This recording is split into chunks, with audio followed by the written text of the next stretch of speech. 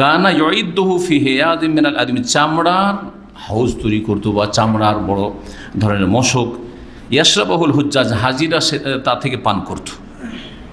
এই কোসাইয়ের দায়িত্বে বা কোসাই আরেকটি ভালো প্রথা চালু করে, সেটা ছিল হাজিদের জন্য খাদ্যের ব্যবস্থা করা, যেটাকে রেফাদা বলা হইত।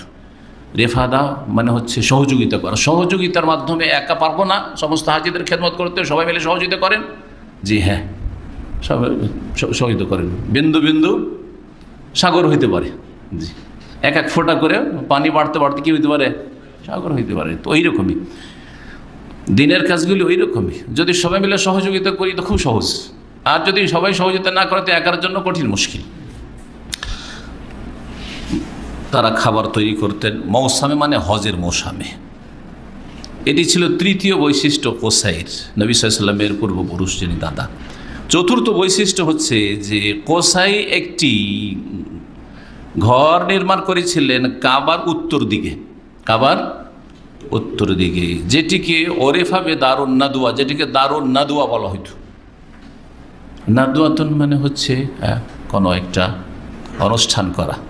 আজকালকার যেমন ইংলিশে বলা হচ্ছে সেমিনার, বলা হচ্ছে সিম্পোজিয়াম, বলা হচ্ছে এই ধরনের।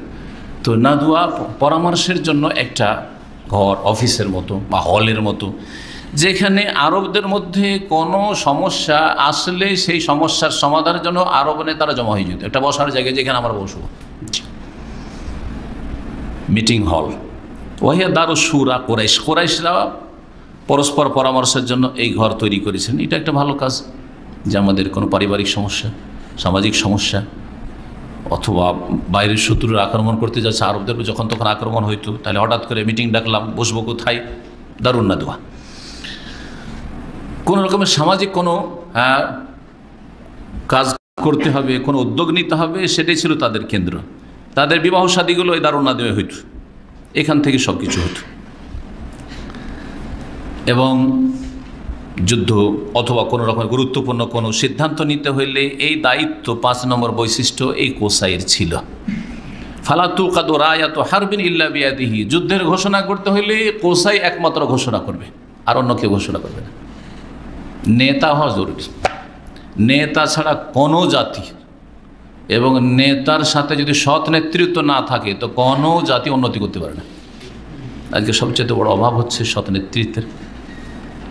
আর নেতৃত্ব ছাড়া যারা স্বাধীন ইচ্ছা মতো কথা বলে, যা ইচ্ছা তাই বলে, হ্যাঁ, আমার উদ্দেশ্য বিশেষ করে ওই সব চরমপন্থী দেরকে, যারা নিজেদেরকে মনে করে যে আমরা সব জেহাদি হয়ে গেছি, জেহাদ করে, 3 অক্ষর শিখে মাদ্রাসাতে পড়ে কোনো আলেমও হইতে পারেনি। কারণ কোনো জঙ্গি বা এই যে চরমপন্থী সন্ত্রাসীকে কোনো আলেম পাবেন না, ভালো করে খোঁজ করে দেখলে।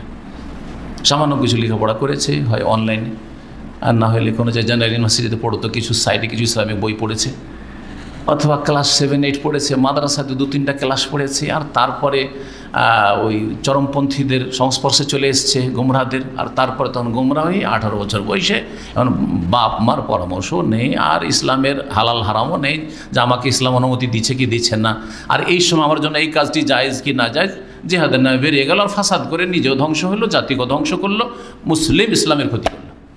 এই করছে আজকাল কিছু যুবকরা। নেতৃত্ব ছাড়া জিহাদ হয় না ইসলামে, এটা হচ্ছে প্রথম শর্ত। মুসলিম নেতা ঘোষণা করতে হবে, মুসলিম নেতা ঘোষণা করার ক্ষমতা রাখে। আপনি আমি কেউ ক্ষমতা রাখি না, কারোর জন্য জায়েজ নেই। এই মূল কথাটি মনে রাখতে হবে। আজকাল ছেলেদেরকে ধার্মিক বানান, নাস্তিক বেদিন হইতে দিয়েন না, কারণ নাস্তিক বেদিন হইলে জাহান্নামে যাবে। ঠিক তেমনি ধর্মের নামে যদি সীমালঙ্ঘন করে, চরমপন্থী হয়ে যায়, বাড়াবাড়ি করে, তবুও জাহান্নামে যাবে। তো জাহান্নামের বিপজ্জনক 2টো রাস্তা থেকে আজকাল যারা ছেলে মেয়েকে বাঁচাতে পেরেছে, সেই পরিবার সফল। এটা অত সহজ নয়। আপনাকে যেমন আজকাল যে নাস্তিকতার আর ধর্মনিরপেক্ষতার আর মানবোচিত বিধানের যে বন্যা বয়ে গেছে সয়লাব, এখান থেকেও ছেলে মেয়েদের বাঁচাইতে হবে। স্কুল কলেজ ইউনিভার্সিটিতে একাকার অশ্লীলতা, নর নারীর কোনো পার্থক্য নেই, আউযুবিল্লাহ, চরিত্রহীনতা। কি শিখতে যাবে সেখানে? কি শিখবে? এই গুমরাহি থেকেও বাঁচাইতে হবে ছেলে মেয়েদেরকে, আর না হলে পড়াইতে হবে না, বিশেষ করে মেয়েদের ক্ষেত্রে। আর এই চরমপন্থা থেকে বাঁচাইতে হবে। মুসলিম বানাইতে হবে, কোরআন সুন্নাহর সঠিক জ্ঞান হইতে হবে, সহি আকীদার জ্ঞান হইতে হবে, এবং যেই ইসলামের ওপর রাসূলুল্লাহ সাল্লাল্লাহু আলাইহি ওয়াসাল্লাম সাহাবায়ে কেরামদেরকে ছেড়েছেন সেই ইসলামকে বুঝে তার বাস্তবায়ন করতে হবে।